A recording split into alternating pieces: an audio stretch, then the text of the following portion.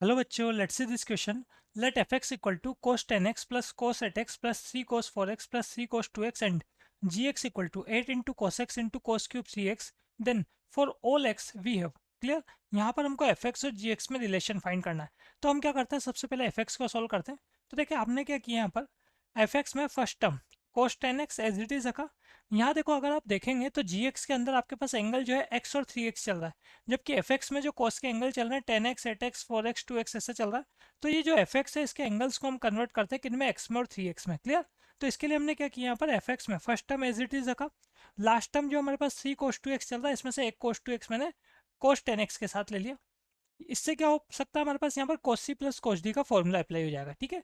ऐसे हमने जो सेकंड टर्म हमारे पास है एफ एक्स की, वो है कोस 8x. इसके साथ ये जो थर्ड टर्म चल रही है 3 कोस 4x, इसमें से एक कोस 4x इसके साथ ले लिया हमने. ठीक है. अब रिमेनिंग टर्म क्या है, ये जो आपके पास रिमेनिंग टर्म है वो है 2 कोस 4x प्लस 2 कोस 2x. इसमें से 2 कॉमन आ जाएगा, तो रह जाएगा हमारे पास यहाँ पर कोस 4x प्लस कोस 2x. ठीक है. हमारे पास यहाँ पर कोस 4x प्लस कोस 2x रह जाएगा. अब क्या करते हैं, हम यहाँ पर कोस सी प्लस कोस डी का फॉर्मूला अप्लाई कर देते हैं. तो कोस सी प्लस कोस डी हमारे पास हुआ करता है 2 cos C plus D by two cos C minus D by two. तो देखो फर्स्ट टर्म क्या बनेगी, 2 cos C plus D by two मतलब 10x plus 2x by two. तो कितना हो जाएगा, 6x हो जाएगा. कोस C minus D by two तो 10x minus 2x by two, तो 8x बाई टू मतलब 4x हो जाएगा. ठीक है. अब चले हम आगे प्लस. ये अब यहाँ पे फिर से कोस 8x प्लस कोस 4x के लिए फिर से cos C plus cos D का फॉर्मूला अप्लाई हो जाएगा, जो कि हमारे पास 2 cos C plus D by two cos C minus D by two होता है. तो 2 cos C plus D by two करेंगे तो 6x आएगा, और C minus D by two करेंगे तो 4x बाई टू बनेगा ओनली, है ना. तो 2x ले जाएगा. फिर थर्ड आपके पास यहाँ पे इसको हम क्या करते हैं, इसको एज इट इज एन देते हैं.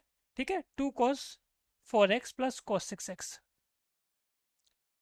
ऐसा हमने क्यों किया, देखो आपके पास ये जो फर्स्ट टू टर्म है, इसमें से 2 cos 6x कॉमन लेने के बाद ये पीछे वाली टर्म ही बची रही है ना. तो इसमें हम क्या कर लेंगे, कॉमन ले लेंगे, एक साथ सॉल्व कर लेंगे. फर्स्ट टू टर्म में हमारे पास 2 cos 6x कॉमन आ रहा है. तो रिमेनिंग पार्ट क्या है, cos 4x plus cos 2x. और लास्ट टर्म जो चल रही है इसमें भी यही है 2 के साथ, cos 4x plus 2 cos x plus cos 2x. ठीक है. cos 4x plus cos 2x. इन दोनों टर्म में आपके पास cos 4x plus cos 2x common. तो रिमेनिंग क्या है, रिमेनिंग एक तो आपके पास 2 cos 6x प्लस 2, इसमें भी 2 कॉमन ले लेते हैं हम. तो cos 6x प्लस 1 ये रिमेनिंग रह जाएगा. ठीक है. अब यहाँ से देखो फर्स्ट में तो आप क्या करें, cos c plus cos d का फॉर्मूला अप्लाई कर दें. क्या बनेगा, 2 cos c plus D by two तो 4x plus 2x by two करेंगे तो 3x. cos c minus D by two तो 4x minus 2x by two करेंगे तो हमारे पास कितना रह जाएगा, x रह जाएगा इंटू टू. हाँ, cos 6x इसको भी हमको क्या करना है, x और 3x में कन्वर्ट करना है ना, gx से रिलेट करना है. तो cos 6x cos 2 थीटा का फॉर्मूला अप्लाई कर देते हैं cos के टर्म में. 2 cos स्क्वायर थीटा माइनस 1 ये फॉर्मूला होता है cos 2 थीटा का. तो ये बन जाएगा 2 cos स्क्वायर 3x माइनस 1, और प्लस 1 तो पीछे चल ही रहा है. तो ये माइनस 1 और प्लस 1 क्या हो जाएंगे, कैंसिल हो जाएंगे. अब देख लें आपके पास ये कैसा बन रहा है.